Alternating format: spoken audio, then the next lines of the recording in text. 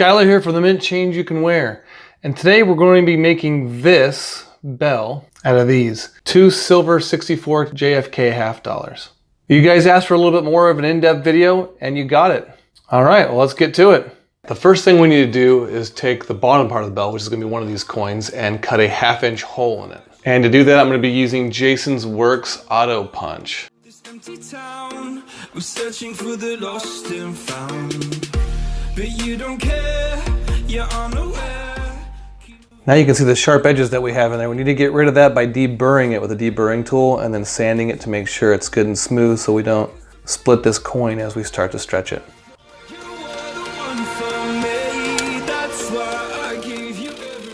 Perfect. Now what we're going to do is anneal these so that way we can bend it without it splitting. But 64 Kennedys, that 1 year coin, is really unique in that they have a lot of issues when it comes to annealing. You just barely heat it up to where the water would sizzle if you put it in the water. But another thing, we won't be putting these in the water, we're gonna let them air cool. All right, so these are nicely cooled off, and now what we need to do is take this top one without the hole in it and make it into a dome shape so we can make the top of our bell. And we're gonna be using Jason's Works 17-degree die, the 1.2 side of it. And what I use to create the dome is I have this top that fit one of my old punches that perfectly fit Jason's dies like that. And it keeps the dome perfectly centered when I take one of these 1/2-inch punches that I rounded off. And it will perfectly keep everything centered as I press down so I get a perfect dome every single time. Now you can go ahead and not use these things and use a ball bearing or a dap from a dapping block set. This makes things so much easier.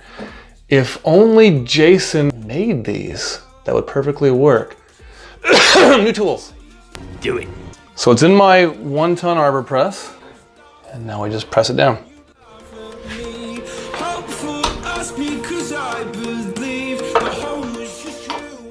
And this is what we're left with. So now what we're going to do is wrap this in some Teflon tape and run it through the Swedish Wrap die. But before we do that, I'm going to anneal it again.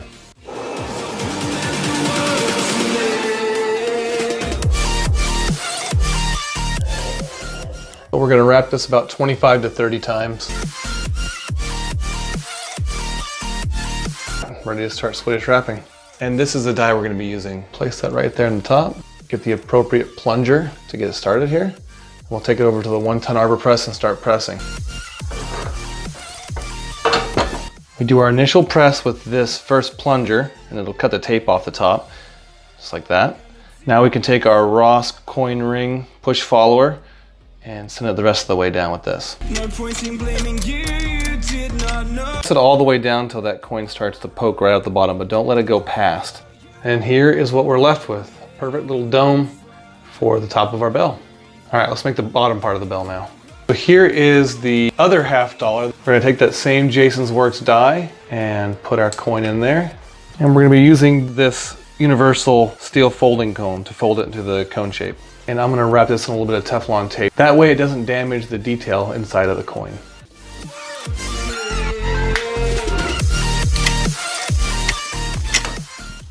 All right, that's pressed all the way up against the cone. And now we need to inspect this thing. If it's perfect, sometimes you press it and it's perfectly even and everything. And if it is, you can just stretch this to make it fit the top part of our bell here. Stretch it, shrink it, whatever it needs to do to make that fit together. This one's pretty close, but I think I'm going to Swedish wrap it just to show you guys that part of it. So we're going to re-anneal this and then get ready to Swedish wrap. And we're using the same die as we did for the top.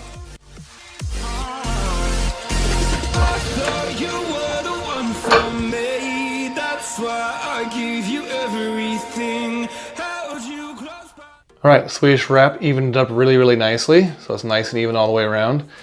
And now we're going to fit this side to the bell. After pressing it with that first plunger, it pretty much lines up perfectly for me. But if it didn't, you could either stretch this side on the ring stretcher, or you can reduce it in a die, preferably a 25-degree die. That way you don't hit the walls of the coin. And also you can flare the end of this bell out too with a ball bearing or a dap from a dapping set. Now it's on to joining the two pieces together. And I just use a piece of 120 grit sandpaper, put it on a flat surface, and sand the two surfaces that are going to be joined together so they fit perfectly.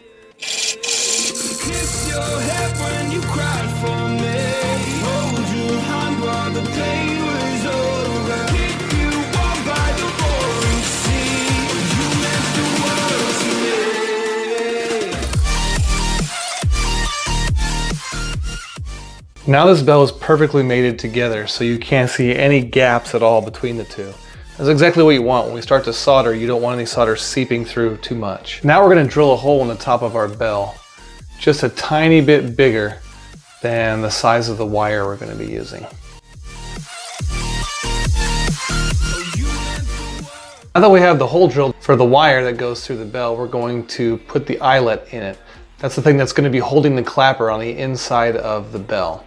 And what I like to do is use a piece of wire like this or whatever you have handy. All right, perfect. And before we get any farther, we're going to get some 4-0 steel wool and clean out the inside of this and this part of the bell, so that way when we go to solder, it'll be nice and clean and able to stick.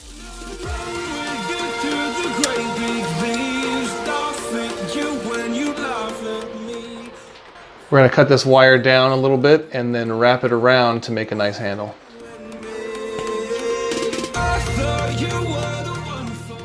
Now we're going to get this thing set up to solder. Make it to where this wire can freely hang. And I have these old dies, so that's what I'm going to use.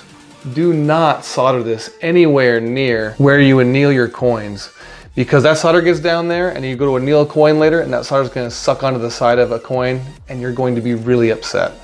We're using soldering paste flux. All I do is get a little bit on my finger or on a brush and apply it to the surfaces you want to solder together. And now set the two pieces together. And this is the flux I've been using. It says it's a flow temp, lead-free, acid core solder and dispenser. What we want to do is wrap this around a mandrel, get a perfectly circular piece of solder that'll just fit on that ledge on the inside of the bell. There's a little piece of solder. Throw a little piece of solder down at the bottom to seal up that hole at the top of the bell. We're going to slowly heat it up until the solder starts to melt.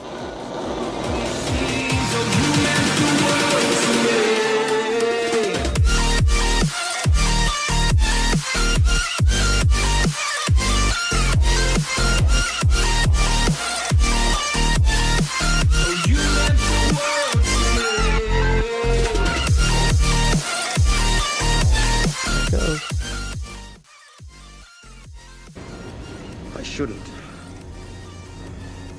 do it. Well, we're all good. So this is what we came up with. Everything is nicely soldered and held together.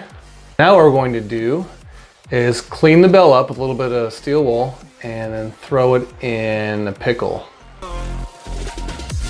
So I've taken the citric acid pickle, heated it up to just below boiling, and we're going to throw our bell in there and give it a couple minutes.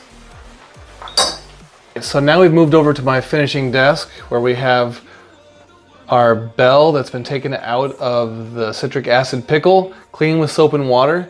And now what we have here behind us is some regular water heated up to, again, just below boiling. And we're going to be adding a couple of drops of our liver of sulfur gel. This is what we're going to use to antique the bell.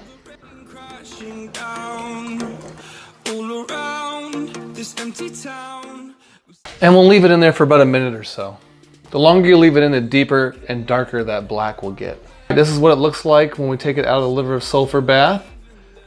Nice and dark. And what we're going to do now is take some 4-0 steel wool and sand off some of that black and leave it in the crevices for an accent. That's what it looks like after the steel wool. And we'll finish it off with jewelry white. The outside of the bell is finished. Let's go ahead and install the clapper. Now we'll take the piece that we cut out of that bottom part of the bell in the first part of the video and drill a hole in it and then attach it to the bell as the clapper. All right, perfect. So we have a little piece of wire here we're going to bend into an S and then attach the clapper to one side and then attach the other side to the bell.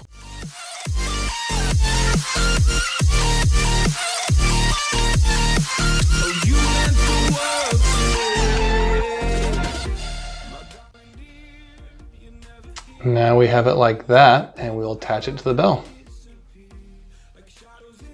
Now that it's hooked on that eyelet, we're going to close the eyelet with a pair of pliers. There's the completed bell.